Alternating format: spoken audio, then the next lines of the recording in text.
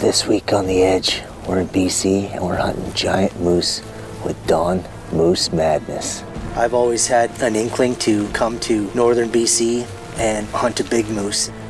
Don and DJ, they've had a lot of success doing it the way they do it, and that's basically hunting the lake only. Check mark off the bucket list.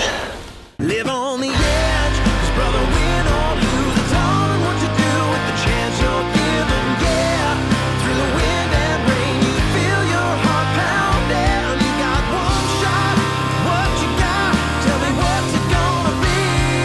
You gotta make the most of this opportunity. If others fail, make sure you succeed.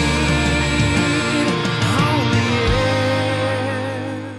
The Edge is brought to you by Browning, Vortex, Cabela's, Hornady, Jimbo's and Black Gold, Stealth Cam, Walker's Game Ear, Outdoor Edge, High Mountain Seasonings, Plano, Tenzing, Gold Tip Arrows, Driving Force, Prime Bows, G5 Broadheads, Grizz Targets, Hawk Tree Stands, Rifle Caddy, and Tree Stand Buddy. This week on The Edge, I'm heading to northern BC to do some moose hunting with Don Samanik and his son DJ.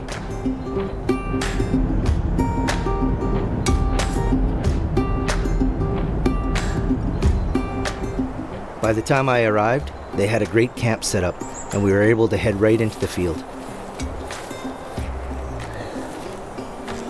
I've always had an inkling to come to northern BC and hunt a big moose. And I mean, this is as close to the Yukon that I think anyone can get. And you know, Don has a history of just producing big moose, whether he shoots them or just photographs them with his son DJ.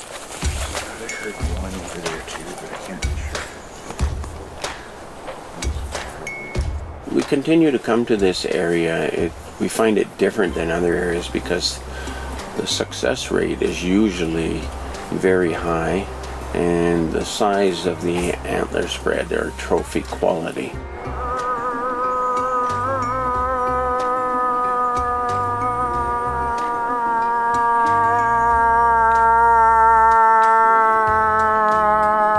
This guy can call moose like I've never heard anyone call moose before. You know, after talking to him a little bit about it and listening to how he changes things up and different calls, whether it's a bull call or a cow call, and different versions of cow calls, it was very interesting to me because as we would hear moose on the lake, he would change his call to match theirs.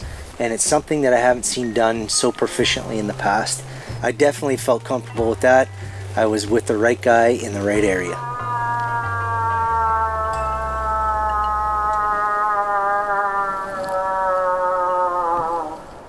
With Don's calls, we were getting some distant responses, but no moose were coming out into the clear view. It's frustratingly calming that they shut down. There's probably 3 more that never even answered. Yeah. Everybody's just tuning in.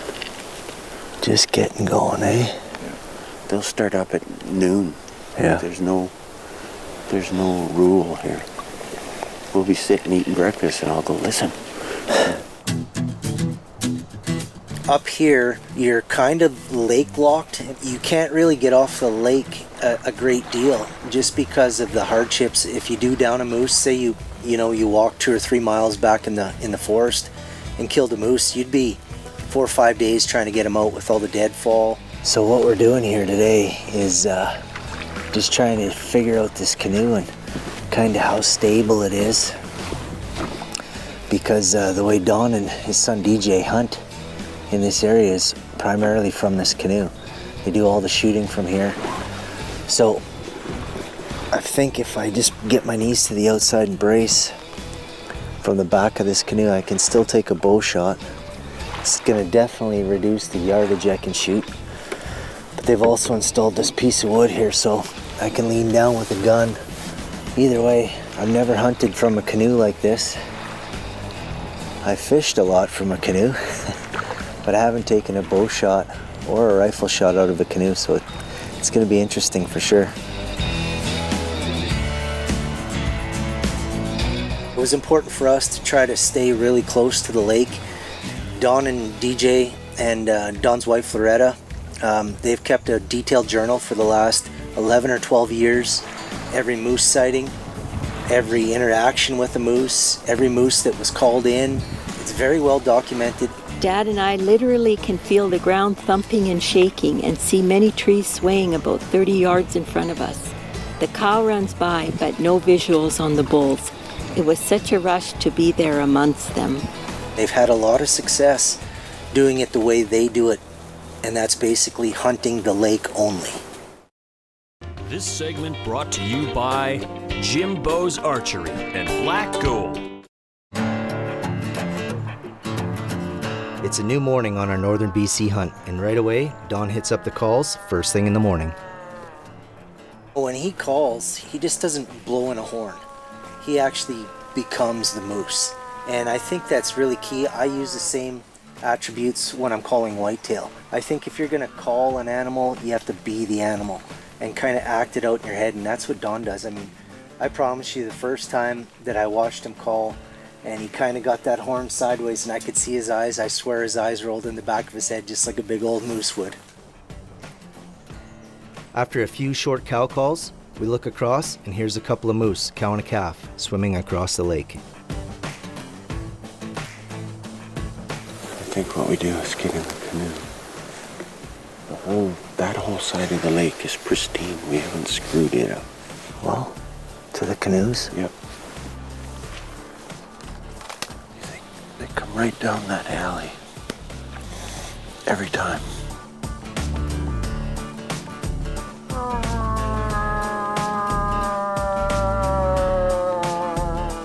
We call the moose from in behind the wall of trees. There's open meadows and bogs and pastures. We call them out right to the shoreline. And then we hunt from there. Hey Don, what? Can we go in here and do a little rake and a couple of bull calls? Sure.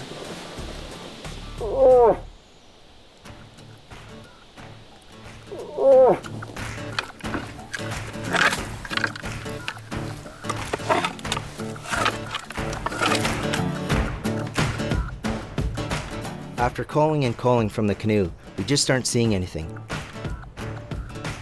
You know, after seeing that cow and calf this morning, I thought we'd be into a lot of activity this afternoon, but it's been quiet.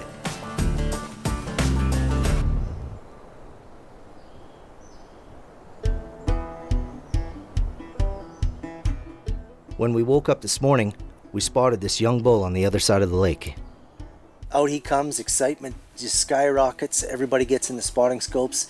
Took a quick look at him and quickly decided he was a young bull, so we let him pass.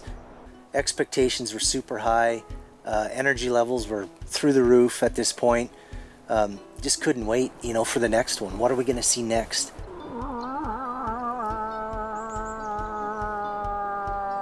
Today is our day.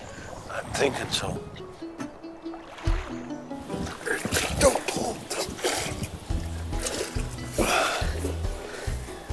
Well, morning of day 3 and the fun continues. DJ just about filled up his hip waders on that one. Mr. Don's gonna let out some cow calls here pretty soon.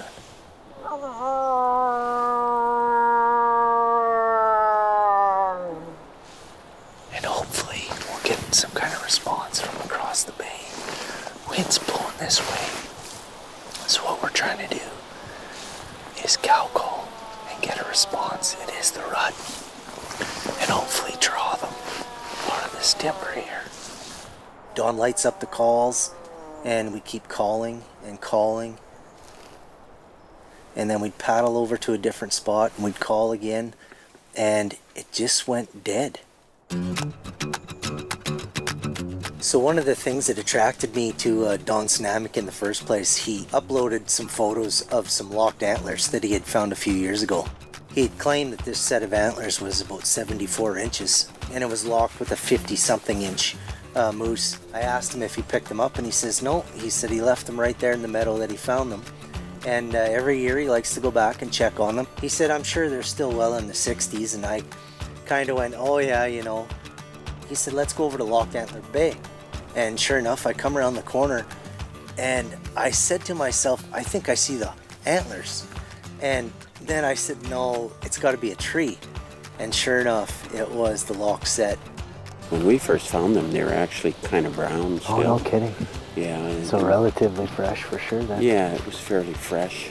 And they still had their palms on it. I've been revisiting it every year for the last 11 years, just watching as it's been gnawed on by rodents. And starts to deteriorate. Yeah. Do you ever wish you would have brung it out? No. No? No. It's kind of nice to revisit it every year. Yeah, it is what it is.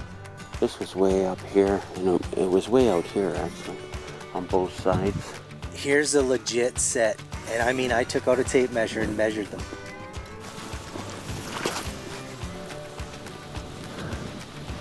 He's still 66 inches. Just a true monarch, and a reminder of the caliber and the genetics that's in this area for moose. And if you're wondering, DJ is 6'6". Former NBA star. It was a cranker. That's all there was to it. Yeah.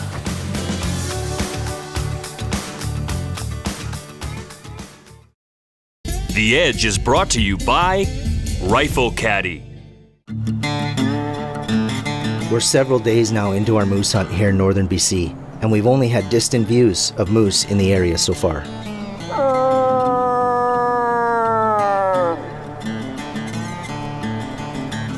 Nothing's happening. And they're not talking to each other. No, they're not talking to each other. They're not communicating across the lake to other groups, nothing. There's no predators that have shut them down. There's no wolves howling or anything like that. It's just something's goofy. So, you know, you start wondering, wow, did we miss the rut, or is it over, or what's going on? So I don't think we're pressured by time to go and do something stupid, aggressive. I mean, there's a good chance if we just watch the shoreline. The cows like the shoreline because that's where the juiciest willows are, right? And the bull will follow them out there. He doesn't care where he is, he just cares that he's with them. But it's sure quiet. I don't hear anything. I'll tell you what, your calls, I mean anywhere on this lake, resonate off this water and go through all of these mountains around us. I mean, there's no telling how. You could call from camp and this whole lake hears it. Yep. So day 4 of our moose hunt turns into day 5. But, you know, with 3 or 4 days left to hunt moose, I really wasn't panicked at this point, at this stage in the game. We're just going to stick to the game plan, and eventually we're going to get it done.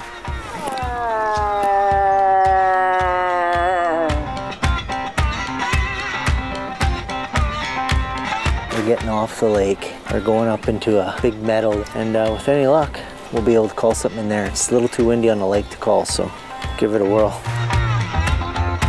Let's go on the first side of these first spruce. Okay. We'll call from there, and then we'll march down. Everybody be prepared.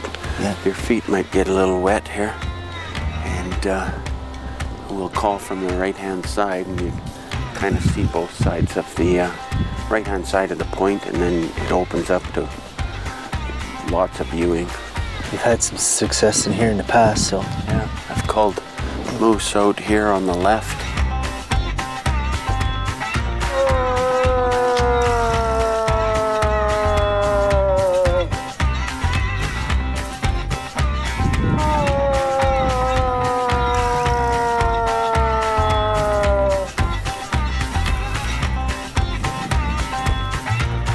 We've been making calls from different points all through this meadow today. But just like every other day, there's been no moose coming out to view. These guys are going back 11, 12 years of journals, so it just doesn't make any sense. They got it dialed in. You know when the rut is and what's going on, right to the day. So this is bizarre for everybody.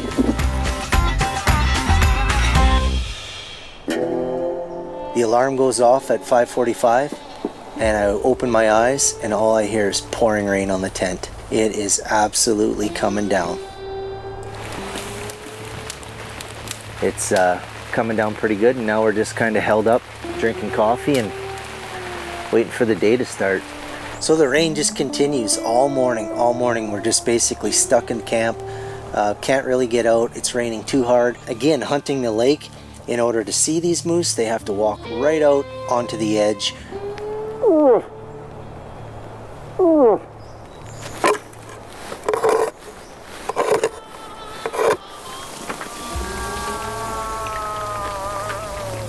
So by mid-afternoon, the rain starts to subside a little wee bit, and we're able to get out and actually get in the canoes and go for a paddle.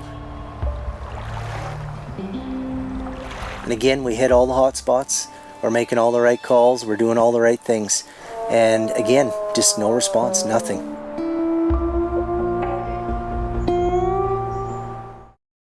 This segment brought to you by Stealth Camp. Our spirits are diminishing. It's just kind of starting to go flat, and now is when I'm starting to get nervous. So about 2 o'clock in the afternoon, we come back and we're kind of sitting around camp and have a sandwich, and we're kind of just BSing outside, and all of a sudden, I think it was Don or DJ, they hear a grunt coming from Moose Bay, which is halfway across the lake. And we get up and everybody's peeled on the lake shore with the binoculars and spotting scopes, and everybody's watching, and next thing you know, Cal the cameraman finds a moose. So we take a quick look at him, and you know, he's definitely not a big moose, maybe a 3 or 4 year old. And Don looks at me and he goes, "Well, what do you want to do?" And knowing that we were that close to the end of our hunt, I said, "Well, let's go make some TV." So we grabbed the bow, jumped in the canoe, and off we went. And I have a smile ear to ear because we're paddling towards this moose and he's just coming down the shoreline. And I'm thinking to myself, "Oh, this is slam dunk. We're gonna fill the freezer with some moose meat here." And I'd done some practicing out in the canoe. Now I get in with 2 other guys and myself, and it seemed like every little inch of movement, it equated to a foot of movement in the canoe left to right. We get up to this moose and he's grunting, and this is the first time in the whole trip where we're actually having a response. This moose is coming right to us. DJ's cow calling softly in the boat because we're inside 100 yards of this moose right now. And here he comes, and he's not on the lake shore, he's 10 or 15 yards in the bush. And there's all kinds of debris and brush and everything all around. And I'm thinking to myself, how am I ever gonna do this? And finally I see just a sliver of an opening, and the moose walks out in, and I remember saying to myself, it's right now.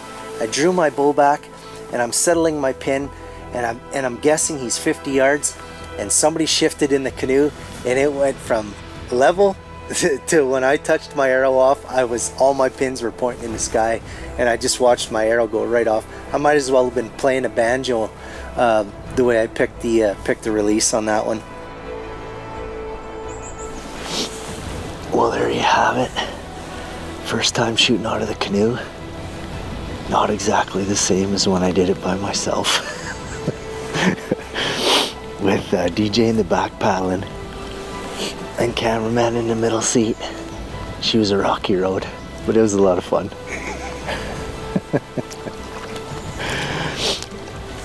Check mark off the bucket list. So what a fantastic week here in Moose Camp. Unsuccessful, perhaps, on the filling the freezer full of moose meat, but definitely successful on the hunt.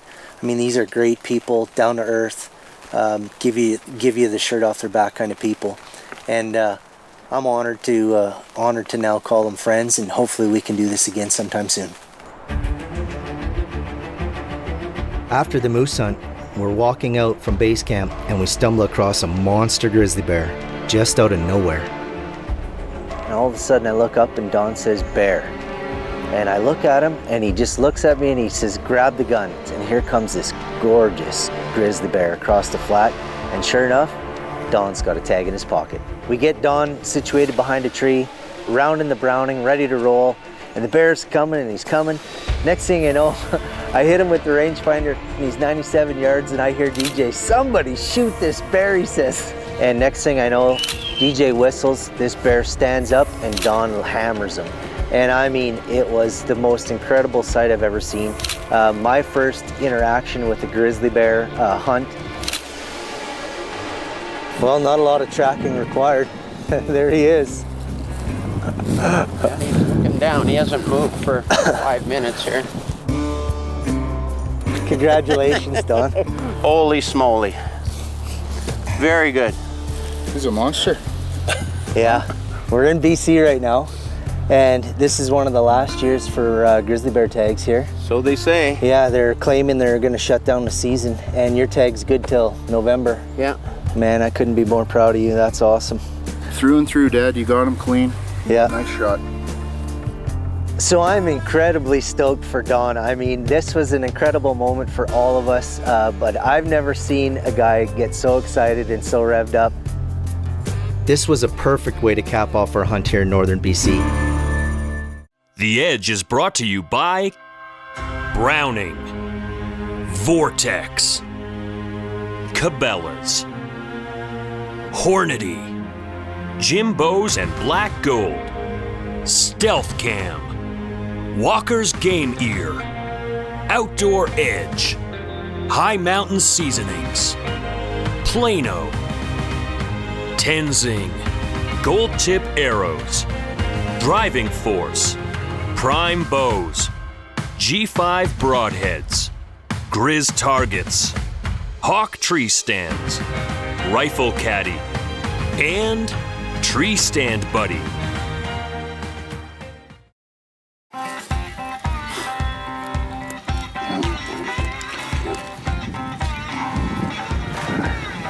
Better if you come from this side, because then you can line it.